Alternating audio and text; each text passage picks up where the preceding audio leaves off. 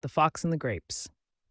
Once upon a time, in a lush and vibrant forest, a clever but somewhat lazy fox named Freddie was wandering around in search of food.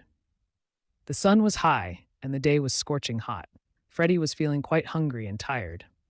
As Freddie trotted along the forest path, he suddenly spotted a large, ripe bunch of grapes hanging from a vine that was entwined around the branches of a tall tree. The grapes looked delicious and juicy, and Freddie's mouth started to water at the sight. Determined to eat the grapes, Freddie leaped into the air to grab them. However, they were too high for him to reach. He tried again, jumping higher and higher each time, but the grapes were always just out of his reach. Frustrated and exhausted, Freddie sat down to rest and catch his breath. He looked up at the grapes, and an idea formed in his mind. Freddie decided to climb the tree to get closer to the grapes. But climbing the tree proved to be more challenging than he had anticipated. The bark was slippery, and the branches were thin and unstable. After several unsuccessful attempts, Freddie finally gave up.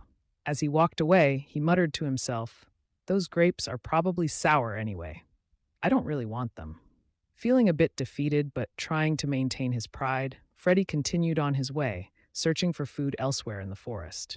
Deep down, he knew he had given up too easily, but it was easier for him to convince himself that the grapes were not worth the effort. And so, Freddie the Fox learned a valuable lesson. It's easy to despise what you cannot have.